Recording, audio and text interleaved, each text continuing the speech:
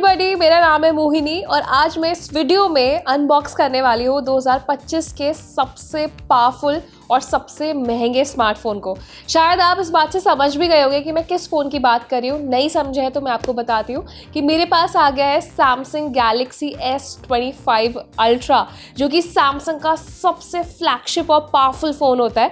और ये फ़ोन हमारे पास आया है तो फटाफट टाइम वेस्ट नहीं करते हैं, पहले इस बॉक्स को अनबॉक्स करते हैं, फिर मैं एक एक करके आपको इस फ़ोन के सारे स्पेशल फीचर्स के बारे में बताऊँगी।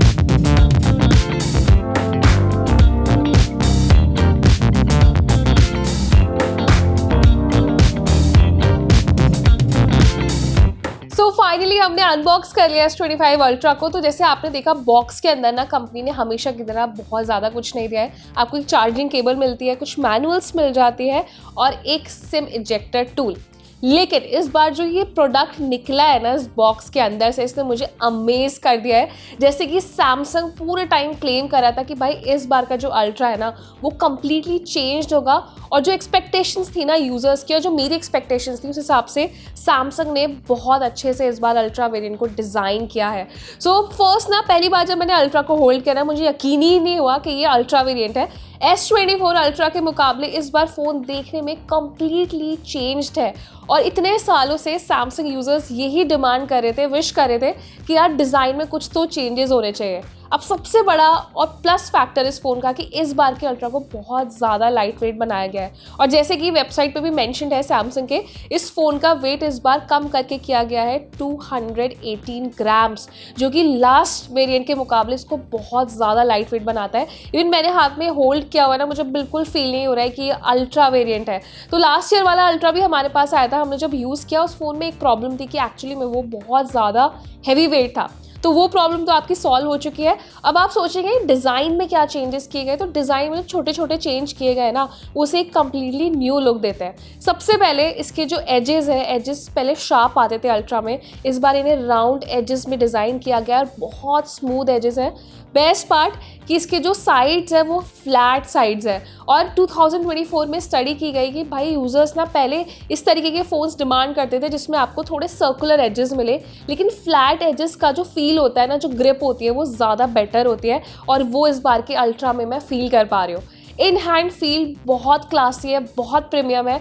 सबसे पहला फोकस ऑफ कोर्स इसके डिज़ाइन पर ही किया गया है, and of course as we all know कि सैमसंग का जो अल्ट्रा वेरिएंट है ना वो एक AI इंटीग्रेटेड फ़ोन होता है, तो उसके AI फीचर्स पे भी आएंगे। तो उसमें इस बार कुछ नए AI एड-ऑन्स किए गए हैं, लेकिन बैक टू उसके डिज़ाइन पर ही मैं बात करना चाहती हूँ। पीछे हर बार की तरह एक कैमरा जो लुक है ना उसमें स्लाइटली चेंज है कि इसके जो रिंग्स है ना इसमें थोड़े से रिंग्स को और ज़्यादा बोल्ड किया गया है, जो पर्सनली मुझे बहुत ज़्यादा डिफरेंट तो फील नहीं हो रहा है, लेकिन हाँ थोड़ा सा क्लासी लुक दे रहा है। और जो फ़ोन का बैक लुक है वो ऑफ कोर्स बहुत क्लासी और प्रीमियम है। इसमें आपको टाइटेनियम फील मिलता है, तो मेरे पास जो कलर आया है वो है टाइटेनियम सिल्वर। जब आप इस फ़ोन को होल्ड करेंगे ना तो कोई भी बता सकता है कि आपके हाथ में S25 अल्ट्रा है, यही इसको खास बनाता है। जैसे इस बार iPhone 16 सीरीज़ भी आई थी, तो 16 के बेस मॉडल में कैमरा मॉड्यूल में चेंजेस किए गए थे। इस बार सैमसंग ने अपने अल्ट्रा वेरिएंट में ऐसे चेंजेस किए हैं कि एक डिफ्रेंशिएट हो जाता है ना। पहले यूजर्स बोलते थे यार हर अल्ट्रा देखने में तो सेम ही लगता है, लेकिन इस बार भी ये वाली कंप्लेन आपकी दूर हो चुकी है, क्योंकि देखने में बैक लुक जो है वो ऑफ कोर्स मेटल फ्रेम है, टाइटेनियम फील है। तो हमारे पास इसका सिल्वर ब्लू कलर आया, उसके अलावा भी मल्टीपल कलर ऑप्शंस में ये फ़ोन लॉन्च किया गया है। तो सिल्वर ब्लू कलर देखने में मुझे बहुत इंटरेस्टिंग लग रहा है, प्रीमियम फील दे रहा है। इवन जो एजेस है और जो बैक वाला सिल्वर कलर है ना वो दोनों डिफरेंट है। साइड्स आप देखेंगे वो प्रॉपर सिल्वर कलर से डिज़ाइन किए गए, और बैक में ना वो थोड़ा सा ब्लू शेड है जो इवन आप आउटडोर्स में देखेंगे देखने में बहुत क्लासी लुक देता है। अब जो अल्ट्रा वेरिएंट था ना हैवी वेट होने की वजह से लोगों की ये कंप्लेन आती थी कि यार फ़ोन ना ऐसा लगता है गिरते ही टूट जाएगा, लेकिन इस बार का जो फ़ोन है उसका hand grip, in hand experience बहुत अच्छा है। मैं आराम से इसे एक हाथ में होल्ड कर पा रही हूँ। इवन अगर इस पर आप गेमिंग भी करेंगे तो बहुत अच्छे से आपका जो फिट है ना वो आने वाला है। आपको जो पहले वाले वेरिएंट्स में प्रॉब्लम्स आती थी कि बहुत देर तक होल्ड नहीं कर पाते थे फ़ोन को, हाथ में बहुत हैवी फील होता था जिसकी वजह से पेन होने लगता था, तो वो सारी कंप्लेंट्स इस बार फिक्स की गई है। तो जो ओवरऑल डिज़ाइन है मुझे लगता है वो बहुत अच्छे तरीके से सैमसंग ने इस बार के अल्ट्रा वेरिएंट में फुलफिल किया है। सो अब बात करते हैं डिस्प्ले फीचर्स की। तो इस फोन में 6.9 इंच का एक बड़ा डिस्प्ले मिलता है, QHD प्लस रेजोल्यूशन सपोर्ट है, ऑफकोर्स एमोलेड डिस्प्ले है। साथ ही में इसमें गोरिल्ला ग्लास आर्मर 2 की प्रोटेक्शन दी गई है जो कि इसको सॉलिड बनाता है, मतलब हाईएस्ट प्रोटेक्शन आपको किसी फ़ोन में मिल सकती है। और साथ ही में इसमें एक एंटी रिफ्लेक्टिव कोटिंग भी दी गई है जो कि मेजरली अभी तक हमने किसी भी फ्लैगशिप फ़ोन्स में नहीं देखी है। अब बेस्ट पार्ट है कि इसमें आपको अडेप्टिव रिफ्रेश रेट दिया गया है, 1 हर्ट्ज से लेकर 120 हर्ट्ज हाई रिफ्रेश रेट मिलता है जिसे आप अपने हिसाब से कस्टमाइज़ कर सकते हैं। अब डिस्प्ले की परफॉर्मेंस कैसी है वो ना मैं आपको और ज़्यादा अच्छे से रिव्यू वीडियो में समझा पाऊंगी कि डिस्प्ले में एक्चुअली इसके कलर क्वालिटी क्या है, लेकिन कट शॉट में आपको बताती हूँ कि डिस्प्ले चलाने में स्मूथ है। वो हमेशा से ही अल्ट्रा वेरिएंट का एक प्लस फैक्टर है। डिस्प्ले की जहाँ बात आती है ना, सैमसंग के फ़ोन्स में आप डाउट नहीं कर सकते क्योंकि दूसरे ऐसे एंड्रॉयड ब्रांड्स हैं जो सैमसंग की टेक्नोलॉजी का इस्तेमाल करते हैं। तो ऑफ कोर्स सैमसंग के फोन्स में ज़्यादातर एमोलेड डिस्प्ले दिया जाता है, कलर्स अच्छे से विजिबल है, आउटडोर में जो ब्राइटनेस है वो अच्छे से विजिबल है।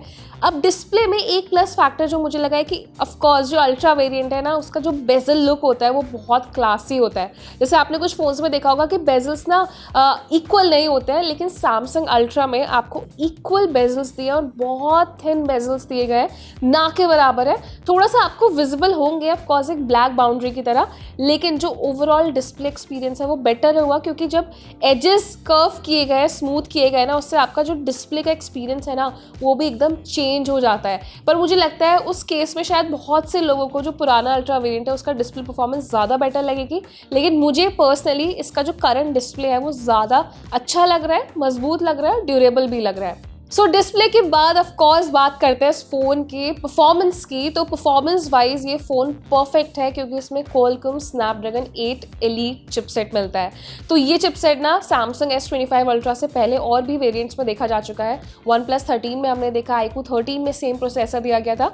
तो परफॉर्मेंस वाइज मैं आपको तभी बता पाऊंगी जब मैं इस फ़ोन का बहुत लंबे टाइम तक यूज़ करूंगी और हम देखेंगे कि इसका गेमिंग एक्सपीरियंस कैसा है, मल्टीटास्किंग वाइज ये फ़ोन कैसा है। तो अभी तक अनबॉक्सिंग की वीडियो में आप ये मान लीजिए कि भाई एलीट चिपसेट दिया है तो परफॉर्मेंस के साथ कोई कॉम्प्रोमाइज़ नहीं है।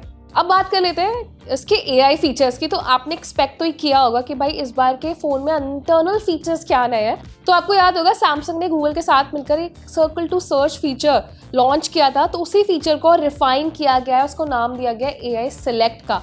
तो वैसे ना इस फ़ोन के जो जितने भी सारे डिटेल AI फीचर्स है उसके लिए मैं एक सेपरेट वीडियो बनाऊंगी जिसमें हम सिर्फ S25 अल्ट्रा के AI फीचर्स की बात करेंगे। लेकिन मैं आपको कट शॉर्ट में बता देती हूँ कि जो AI सेलेक्ट फीचर है ना ये एक तरीके से सर्कल टू सर्च की तरह ही काम करता है, लेकिन और बेटर तरीके से। तो सर्कल टू सर्च में क्या था कि आप किसी ऑब्जेक्ट को सर्कल कर सकते हैं, लेकिन इस फीचर से आप अपने जो स्क्रीन है उस पर किसी भी टेक्स्ट को, किसी भी ऑब्जेक्ट को सेलेक्ट कर सकते हैं अपने हिसाब से जितना आपको साइज चाहिए। तो बहुत बेटर तरीके से ये यूज़ होता है और अच्छे तरीके से काम भी करता है। सैमसंग ने अपने कुछ वीडियोस में भी दिखाया था कि ये फीचर इस्तेमाल करने में कितना सेटिस्फाइंग है, बहुत एस्थेटिक फील देता है। तो ये एक नया फीचर इस बार इस फ़ोन में दिया गया है। तो अब नेक्स्ट बात करते हैं इस फ़ोन के कैमरा फीचर्स की। तो भाई जब अल्ट्रा की बात होती है तो ये आपको पता होगा कि इसमें अल्ट्रा एक्सपीरियंस कैमरा फीचर्स मिलते हैं। तो हर बार की तरह इस बार भी इसमें 200 MP का एक मेन सेंसर दिया गया है। वैसे आपको क्वाड कैमरा सेटअप मिलता है, 50 MP के 2 कैमराज मिलते हैं और एक 10 MP का एडिशनल कैमरा मिलता है।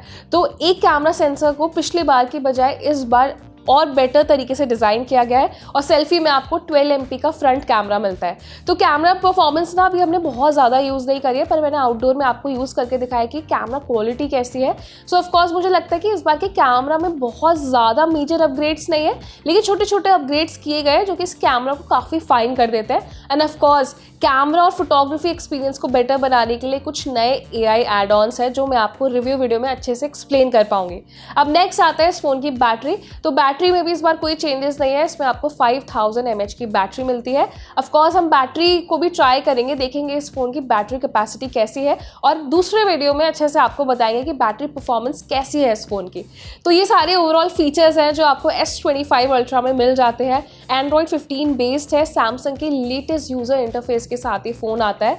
तो अभी हमने बहुत ज़्यादा कुछ एक्सपीरियंस नहीं किया है, लेकिन जो प्लस फैक्टर था इस फ़ोन का डिज़ाइन एंड ऑफकोर्स जो सैमसंग ने इसको लाइट वेट किया है ना, ये मच नीडेड चेंजेस थे जो हमें अल्ट्रा वेरिएंट में चाहिए थे।